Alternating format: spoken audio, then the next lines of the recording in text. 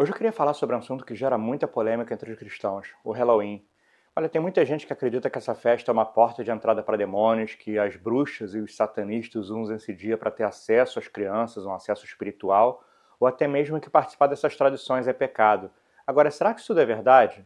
Nós vamos investigar a fundo as origens históricas do Halloween nesse vídeo e vamos ver o que a Bíblia realmente diz sobre essa questão. Olá, o meu nome é Thiago Vinhas, eu sou teólogo e apologista cristão. E nesse canal nós vamos sempre buscar usar a razão para explicar as coisas sempre à luz das Escrituras. Se você puder, se inscreve no canal, curta e compartilha esse vídeo para que ele possa chegar em mais pessoas. Agora, antes de a gente começar, uma curiosidade. No Brasil, o Halloween é conhecido como Dia das Bruxas, mas você sabe de onde vem esse nome? Obviamente, essa não é a tradução literal da palavra Halloween. Esse termo, na verdade, ele apareceu pela primeira vez nos jornais brasileiros em 1928, quando alguns cassinos do Rio, como o famoso Beira-Mar Cassino, começaram a promover festas para a colônia americana que vivia lá. Os jornais da época chamavam esses eventos de Festa das Bruxas ou de Noite das Bruxas. E essas festas foram muito populares no Rio de Janeiro até 1936, e depois elas deram uma desaparecida dos jornais, voltando nos anos 50 com toda a força e se espalhando para o Brasil todo. O nome Dia das Bruxas pegou e virou a forma brasileira aí de batizar o Halloween à sua própria maneira. Agora sim, vamos à história real do Halloween. Eu vou começar com uma revelação que pode te chocar. O Halloween não é uma festa pagã. Na verdade, ele tem raízes 100% católicas. A palavra Halloween vem de All Hallows Eve, que significa, na sua tradução literal, véspera de todos os santos. Hallows, em inglês antigo, significa santos, e Eve significa véspera. É literalmente a noite anterior do dia de todos os santos, que é celebrado mais ou menos como a gente celebra a véspera de Natal, por exemplo. É uma pré-celebração. Isso tudo começou lá atrás, depois que o cristianismo foi legalizado no Império Romano, no ano de 313 d.C. A igreja primitiva, ela começou ali a celebrar os seus mártires, né? Todos aqueles cristãos que foram mortos durante a perseguição romana. Então, no século VIII, o Papa Gregório III dedicou uma capela na Basílica de São Pedro, lá em Roma, em homenagem a todos os santos, e estabeleceu o 1º de novembro como o dia oficial dessa celebração. Mais tarde, o Papa Gregório IV, por volta de 840 d.C., estendeu essa festa para toda a igreja. Agora é importante frisar, isso aconteceu em Roma, não foi nas Ilhas Britânicas, não foi entre os celtas, como muitas pessoas alegam.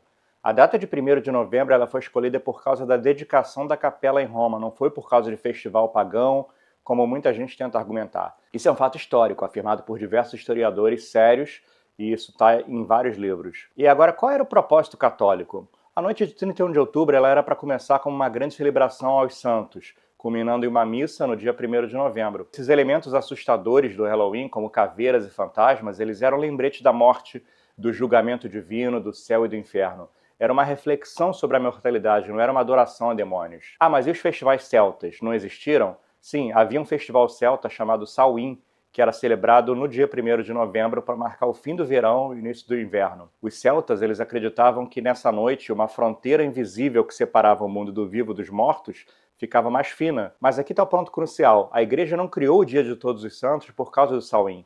Os historiadores concordam que essas datas foram estabelecidas independentemente. O Papa Gregório I, no século VI, ele orientou que os missionários não destruíssem os costumes dos povos que eles estavam evangelizando. Era para converter esses costumes para propósitos cristãos.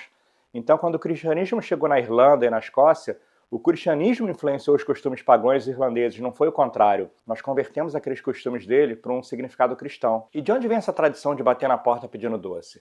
Olha, na Idade Média, no século XVI, era costume das pessoas bater na porta das casas no dia de Todos os Santos, e eles pediram pequenos bolos, que eram conhecidos como soul cakes, ou bolos das almas, que vinham com uma cruzinha. E em troca disso, eles ofereciam orações para os parentes mortos, para pessoas queridas que estavam doentes, e coisas do tipo. E as crianças, elas iam vestidas com fantasias. Já essa frase trick or treat, que se traduz para gostosuras ou travessuras, surgiu no Canadá na década de 1920. O primeiro registro disso foi no Jornal de Alberta, de 1927. Agora, a razão do uso dessa frase é bem interessante. Nos anos 20 e 30, durante a chamada Grande Depressão, os jovens faziam pegadinhas e brincadeiras bem pesadas no Halloween, que iam desde vandalismo até agressões físicas e danos a propriedades. Aí, para combater isso, as comunidades organizaram Trick or Treat, que era uma forma mais estruturada de fazer essas brincadeiras. Isso ainda nos anos 30. Era uma forma de canalizar a energia desses jovens para uma coisa mais positiva e segura. Logo após a Segunda Guerra Mundial, quando o racionamento de açúcar acabou, os subúrbios americanos cresceram e essa tradição de dar doce se espalhou pelos Estados Unidos, com as empresas de doce começando já campanhas de marketing específicas para Halloween. Resumindo, o Trick or Treat tem raízes cristãs medievais e foi organizado modernamente para impedir bagunça, não foi para promover. Agora vamos falar um pouco sobre os símbolos mais famosos do Halloween. O mais popular de todos e símbolo do Halloween é o Jack-o'-lantern, que é aquela abóbora com um desenho de um rosto. Na Irlanda, as pessoas esculpiam nabos com rostos assustadores e colocavam na frente das suas portas achando que isso ia espantar espíritos ruins. E aí, quando os irlandeses chegaram nos Estados Unidos no século XIX, eles encontraram as abóboras e viram que era uma fruta muito melhor de se esculpir. E essa lenda de Jack-o'-lantern, ou Jack Avarento, é uma lenda, um folclore irlandês sobre um homem que enganou o diabo e foi condenado a vagar pela terra com uma lanterna feita de nabo. Isso faz parte do folclore medieval e foi incorporado pelos cristãos ao Halloween. Já esse conceito de bruxa voando em vassouras, ele foi criado em grande parte pelos cristãos na Idade Média, quando eles perseguiam mulheres por qualquer motivo que fizesse eles desconfiar que eram hereges. Em 1233, o Papa Gregório IX ele até declarou que gatos pretos eram uma encarnação de Satanás, que levou tanto a perseguição de mulheres quanto de gatos. Agora vamos ao que importa, o que a Bíblia diz. Olha, o apóstolo Paulo, em Romanos 14, ensina sobre questões discutíveis ou controvérsias. Ele estava falando ali para uma igreja que estava dividida sobre comer carne sacrificada a ídolos, beber vinho e observar dias santos. Agora vamos ler uns versículos-chave sobre isso.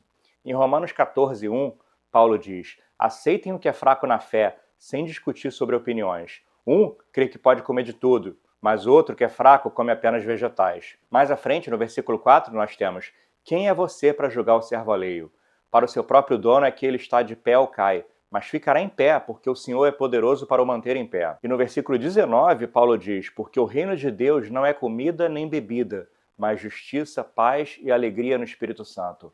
Aquele que deste modo serve a Cristo é agradável a Deus e aprovado pelas pessoas. As cartas de Paulo esclarecem dúvidas que até hoje, quase 2000 anos depois, os cristãos ainda têm. A grande diferença é que hoje a gente tem todas essas respostas estabelecidas aqui, na Bíblia. A gente pode consultar a Bíblia quando a gente tem questões, não vídeos em Instagram. Paulo estabeleceu em Romanos 14 4 princípios importantíssimos. 1. Aceitação mútua. Deus aceitou ambos os grupos, os que têm liberdade e os que têm restrições de consciência. Nenhum grupo tem que julgar o outro. O Senhor é o mestre de todos, nós somos mestres uns dos outros. Segundo princípio, convicção pessoal. Cada cristão é diretamente responsável pelo que faz diante do Senhor. Cada um tem a opinião bem definida em sua própria mente, como vemos em Romanos 14:5. Quem define o que você deve ou não fazer é Deus, não são seus irmãos. O terceiro princípio, amor acima da liberdade. Se algo é impuro para alguém, então já é impuro para aquela pessoa. Você violar sua própria consciência é pecado. O cristão forte ele tem que ter como prioridade não fazer o fraco tropeçar. Paulo diz no versículo 15, se por causa da comida o seu irmão ficar magoado, você já não está andando em amor. O quarto princípio, as prioridades do reino. O reino de Deus não é comida nem bebida, mas justiça, paz e alegria no Espírito Santo. As coisas eternas, elas importam muito mais do que as práticas culturais. Ah, mas então Halloween é uma questão de opinião? Sim, porque ele tem origens cristãs, ele não é um festival pagão. A Bíblia nunca menciona nem Halloween nem qualquer outro festival como próprio ou impróprio. E as práticas modernas de Halloween são neutras. Fantasias, as doces, decorações, eles são moralmente neutras. A minha filhinha vestida de princesa, correndo na rua com os amiguinhos pedindo doce, não está invocando o demônio, não tem nenhum envolvimento de feitiçaria, de nada ruim. Então, para aqueles que têm liberdade, não ostenta a sua liberdade de uma forma que ofenda outros irmãos. Reconheça que alguns têm convicções sinceras sobre o Halloween e foca em edificar o corpo de Cristo e não defender os seus direitos.